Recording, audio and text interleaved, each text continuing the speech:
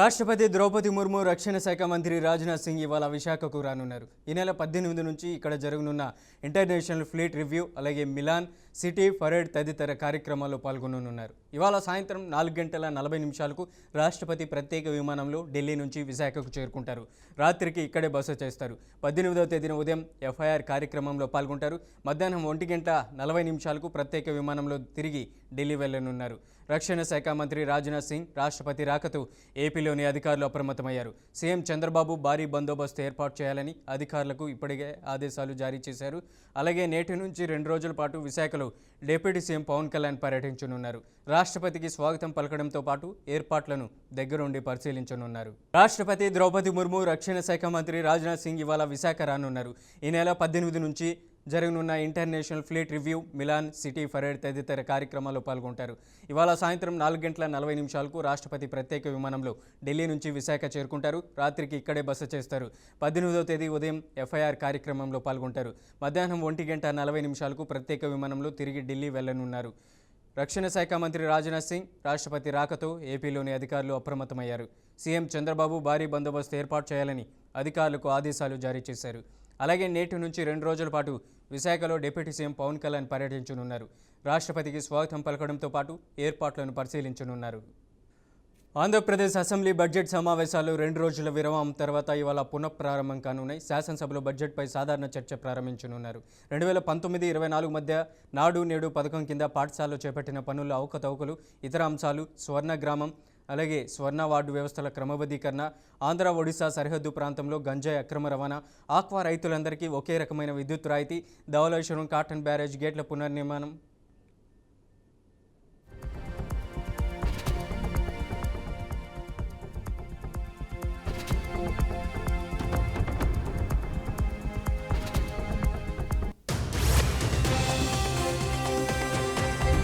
కృత్రిమ మేధా సాంకేతికతతో ఆరోగ్య రంగంలో మెరుగైన సేవలు అందించవచ్చని నిపుణులు, వైద్య సేవలు మారుమూల ప్రాంతాలకు కూడా చేర్చవచ్చని Gates foundation chairman Bill Gates అన్నారు. అభివృద్ధి చెందిన దేశాల్లో కూడా ఏపీలో మాదిరిగా వ్యవసాయంలో ఏఐని ఉపయోగించుకోవడం లేదని, టెక్నాలజీ సాయంతో ఏపీ ప్రభుత్వం వ్యవసాయ రంగాన్ని అభివృద్ధి చేయడం అభినందనీయమని గేట్స్ ప్రశంసించారు. చంద్రబాబు నాడు ఐటీని ప్రమోట్ చేయడం వల్లే టెక్ నిపుణులు చాలామంది హైదరాబాద్ నుంచి వచ్చేవారని వివరించారు. భారత్లో మైక్రోసాఫ్ట్ కంపెనీలో పనిచేసే ఉద్యోగుల్లో హైదరాబాద్ వారే ఎక్కువ ఉన్నారు. రాష్ట్ర పర్యటనలో భాగంగా సచివాలయానికి వచ్చిన బిల్ గేట్స్కు CM Chandrababu, deputy CM Pawan Kalyan, IT శాఖ మంత్రి లోకేష్ తదితర మంత్రులు ఘన స్వాగతం పలికారు. సచివాలయంలోని ఆర్టీజీఎస్ను గేట్స్ బృందం పరిశీలించింది. సెంటర్ ప్రత్యేకతను బిల్ గేట్స్కు ముఖ్యమంత్రి వివరించారు. అనంతరం సీఎం ఆధ్వర్యంలో డిప్యూటీ సీఎం, మంత్రులు, ఉన్నతాధికారులతో నిర్వహించిన సమావేశంలో బిల్ గేట్స్ పాల్గొని మాట్లాడారు. ఇక పలువురు మంత్రులు అడిగిన ప్రశ్నలకు ఆయన సమాధానమిచ్చారు.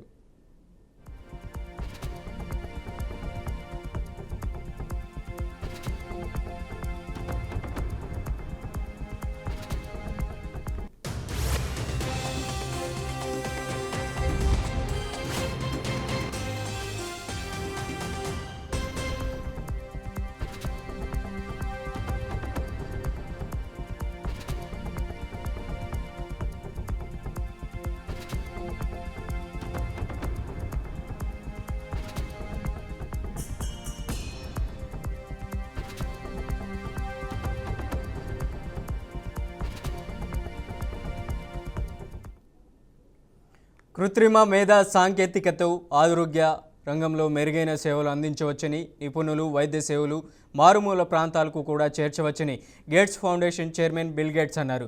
అభివృద్ధి చెందిన దేశాలు కూడా ఏపీలో మాదిరిగా వ్యవసాయంలో ఏఐని ఉపయోగించడం లేదని, టెక్నాలజీ సహాయంతో ఏపీ ప్రభుత్వం వ్యవసాయ రంగాన్ని అభివృద్ధి చేయడం అభినందనీయమని బిల్ గేట్స్ ప్రశంసించారు.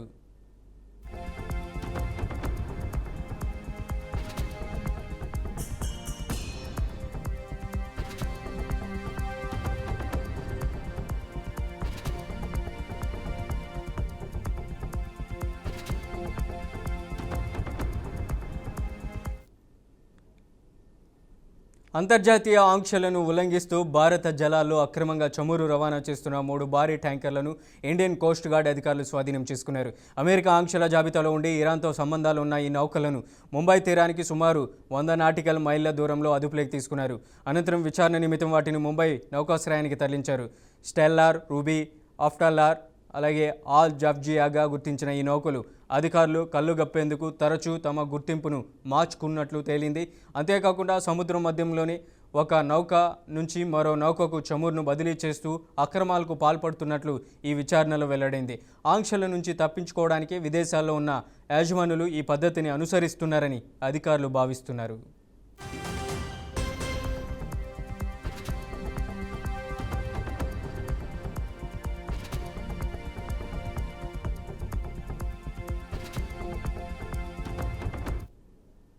భారత్ అమెరికా సంబంధాలు మెరుగుపడుతున్న తరుణంలో ఈ పరిణామం చోటు చేసుకోవడం ప్రాధాన్యత సంతరించుకుంది. ఇటీవల రష్యా నుంచి భారత్ చమురు దిగుమతులను తగ్గించుకోవడానికి అంగీకరించిన వెంటనే అమెరికా భారత్ వస్తువులపై దిగుమతి సుంకాలను తగ్గించింది. ఈ నేపథ్యంలో ఇరాన్ సంబంధిత నౌకలపై భారత్ కఠినంగా వ్యవహరిస్తుందని విశ్లేషణలు వినిపిస్తున్నాయి.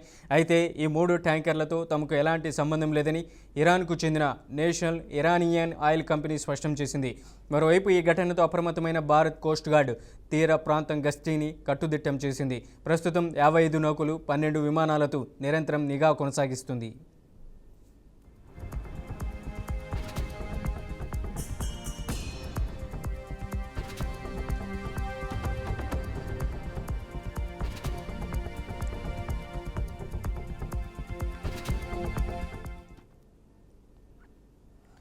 కర్నూలు జిల్లా ఎమ్మిగనూరులో హిందూ సంఘాలు వర్సెస్ మున్సిపల్ అధికారులుగా మారింది. దేవాలయ స్థల పరిసరాల్లో ఉన్న దుకాణాలు తొలగించి పట్టణాభివృద్ధికి మున్సిపల్ షాపులు కట్టించాలని ప్రయత్నించిన మున్సిపల్ అధికారులు కంచె నిర్మించిన హిందూ సంఘాలు అడ్డుకున్నాయి. అధికార పార్టీ నాయకులు దేవాలయ స్థలంలో షాపులు కట్టించి అమ్మకానికి పెట్టాలని చూస్తున్నారని హిందూ సంఘాలు ఆరోపించాయి. గ్రామకంఠంలో ఉన్న సర్వే నెంబర్ 321లో గల దేవాలయం చెందిన 32 సెంట్ల స్థలం తమదే అనడానికి సంబంధించిన పత్రాలు ఉన్నాయని హిందూ సంఘాలు కంచె ఏర్పాటు చేశాయి. హిందూ సంఘాలను అడ్డుకొని పోలీసులు, రెవెన్యూ, మున్సిపల్ సమక్షంలో కంచె హద్దురాళ్లను అధికారులు తొలగించారు.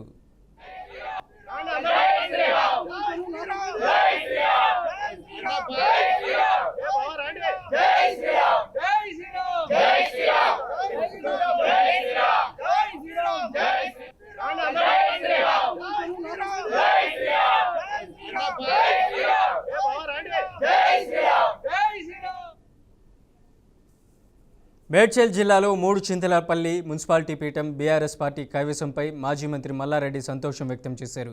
కేసీఆర్ ఆశీస్సులతో మాకు ఈ విజయం దక్కిందన్నారు. బీఆర్ఎస్ రావద్దని అనేక కుట్రలు చేశారని, అయినా ఆ శివుడే రక్షించాడని మల్లారెడ్డి అన్నారు. మేడ్చల్ జిల్లాలో నూతనంగా ఎన్నికైన మున్సిపాలిటీ అధికారులు జిల్లాను అభివృద్ధి చేసేందుకు కృషి చేస్తాయని మల్లారెడ్డి తెలిపారు. కేసీఆర్ గారి ఆశీర్వాదంతో మెజారిటీ సీట్లు గెలుచుకున్నాం. కరెక్ట్గా అందరం కూడా ఈరోజు ప్రజెంట్ అయినాం. దానికి మా శ్రీదేవి చైర్మన్గా ఎన్నికైంది. అదే మాదిరిగా మాకు బీజేపీ కూడా సహకరించింది. ఇక్కడ ఎల్లంపేటలో సహకరించినందుకు ఆమెకు రజితకు మేము వైస్ చైర్మన్ ఇచ్చినాం. మా ఈటెల రాజేందర్ అన్నకు కూడా ధన్యవాదాలు. ఏది ఏమైనా న్యాయం జరిగింది. వాళ్ళు ఏదో అన్యాయం చేద్దాము, ఏదో ఎత్తుకపోదాము, కేసులు పెడదాము, రకరకాల 9:30 దాకా బాగా ప్లాన్లు చేసారు. బాగా ఇబ్బంది పెట్టారు మా క్యాండిడేట్స్. మేము క్యాంపులు పెడితే కూడా చాలా ఇబ్బంది పెట్టారు. కానీ భగవంతుడు ఓం నమ శివాయ, ఆ శివుడే కాపాడింది మమ్మల్ని. నేను రాత్రి అంతా జాగారం చేసిన, 1,00,000 మందితోటి జాగారం చేసిన మా కాలేజీలో. నేను ఒక్కటే చెప్పిన శివునికి, భగవంతా నీ జాగారం చేస్తున్నా, నీ భక్తుని కాపాడమన్నా. తప్పకుండా 10:30 కాపాడేసి, లేకపోతే అలా అరాచకం ఉండే, ఎత్తుకపోయేది ఉండే మా క్యాండిడేట్స్. గందరగోళం ఉండే, పెద్ద పోలీస్ బందోబస్తు మామూలుగా లేదు. మీకు కూడా తెలిసి ఏమేమి జరుగుతుందో. మీరు రాత్రి సంది మొత్తం రిపోర్ట్ ఉంది మీకు. 10 గంటల దాకా వాళ్ళదే సీట్ అనుకున్నారు. కానీ ఆ శివయ్య వచ్చింది, పరమశివయ్య. ఓం నమ శివయ్య, నమో శివయ్య, ఆయనే కాపాడు. మున్సిపల్ రాజకీయాల్లో మునుపెన్నడూ చూడని ఒక సరికొత్త అధ్యాయం ప్రారంభమైంది. మున్సిపల్ చైర్పర్సన్గా అప్పల కావ్య, వైస్ చైర్మన్గా ఆమె భర్త అప్పల గణేష్ చక్రవర్తి ఏకగ్రీవంగా ఎన్నికయ్యారు. తెలంగాణ రాష్ట్ర మున్సిపల్ ఎన్నికల చరిత్రలో ఒకే మున్సిపాలిటీకి భార్యాభర్తలు చైర్పర్సన్, వైస్ చైర్పర్సన్ పదవులు ఏకకాలంలో అధిష్ఠించడం ఇదే తొలిసారి కావడం విశేషం. పట్టణ అభివృద్ధిని ఏకైక మంత్రంగా చేసుకొని ఎంతో వ్యూహాత్మకంగా అడుగులు వేసిన అప్పాల దంపతులు కౌన్సిలర్ల అందరి మద్దతును కూడగట్టడంలో విజయం సాధించారు. ఈ గెలుపు కేవలం పదవుల కోసం కాదని నిర్మల్ పట్టణాన్ని రాష్ట్రంలోనే మేటిగా తీర్చిదిద్దే బాధ్యత అని అప్పాల దంపతులు అన్నారు. రాబోయే రోజుల్లో మున్సిపాలిటీని అన్ని రంగాల్లో అభివృద్ధి చేస్తామని మున్సిపల్ చైర్పర్సన్ అప్పాల కావ్య దంపతులు పేర్కొన్నారు. 36 నిర్మల్ పురపాలక సంఘ సభ్యురాలిగా శాసనము ద్వారా ఏర్పాటు చేయబడిన భారత రాజ్యాంగం పట్ల నిజమైన నమ్మకము మరియు విధేయత చూపుతానని మరియు నేను స్వీకరించబోతున్న పదవిని భారతదేశ సార్వభౌమత్వానికి ఐక్యతకు లోబడి నమ్మకముగా నిర్వహించగలని భగవంతుడి సాక్షిగా నా అంతరాత్మ సాక్షిగా ప్రమాణం చేయించుకున్నాను.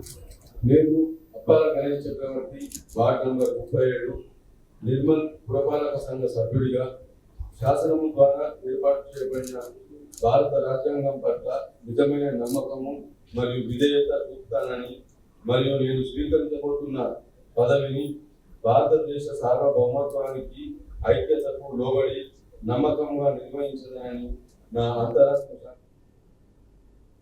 రాష్ట్ర మున్సిపల్ ఎన్నికల్లో కమల్నాథులు మొత్తంగా 2 చైర్మన్లు, 1 మేయర్ సీటును సొంతం చేసుకున్నారు.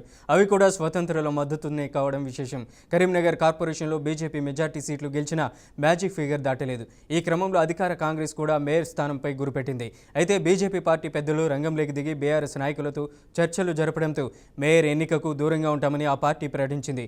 దీంతో కరీంనగర్ మేయర్ సీటుపై కాషాయం జెండా ఎగిరింది. మేయర్గా కొలగాని శ్రీనివాస్, డిప్యూటీ మేయర్గా సునీల్ రావు ఎన్నికయ్యారు. మున్సిపాలిటీలకు వచ్చేసరికి బీజేపీ నారాయణపేట, బైంసా 2 చోట్ల మాత్రమే చైర్మన్ పీఠాలను దక్కించుకుంది.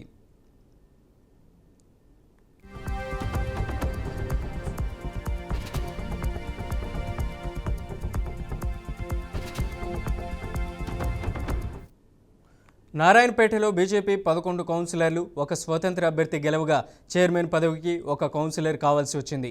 ఈ క్రమంలోనే ఎక్స్ అఫీషియో సభ్యుల ఓటింగ్తో కమలం పార్టీ చైర్మన్ పదవిని కైవసం చేసుకుంది.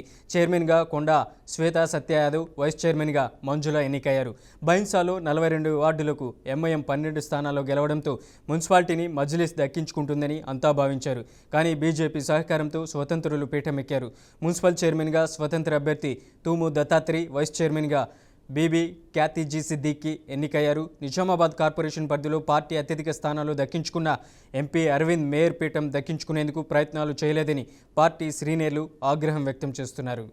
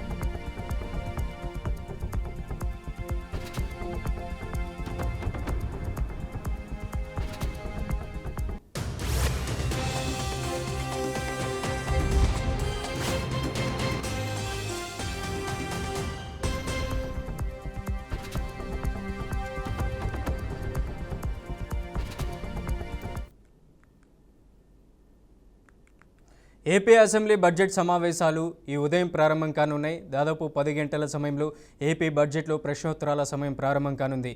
ప్రశ్నోత్తరాల సమయంలో దాదాపుగా సభ్యులు అడిగినటువంటి ప్రశ్నలన్నింటికీ మంత్రులు సమాధానం ఇవ్వనున్నారు. ప్రధానంగా అక్కడ జరిగినటువంటి ఏపీ అసెంబ్లీ సమావేశాలు ఉదయం 11 గంటలకు సమావేశాలు 2 రోజుల తర్వాత పునఃప్రారంభమైనటువంటి నేపథ్యంలో AP CM Chandrababu Naidu assembly సమావేశాలకు సంబంధించినటువంటి అంశాల మీద మాట్లాడబోతున్నారు. ఈ అసెంబ్లీ సమావేశాల్లోని అత్యధిక స్థాయిలో బడ్జెట్ను ప్రవేశపెట్టారు. దాదాపుగా ఏదైతే ఉన్నటువంటి అమరావతి అలాగే అక్కడ ఉన్నటువంటి విశాఖకు సంబంధించినటువంటి పలు చోట్ల కూడా కొన్ని ప్రాజెక్టులకు సంబంధించినటువంటి అంశంలో కూడా బడ్జెట్లు కేటాయించారు.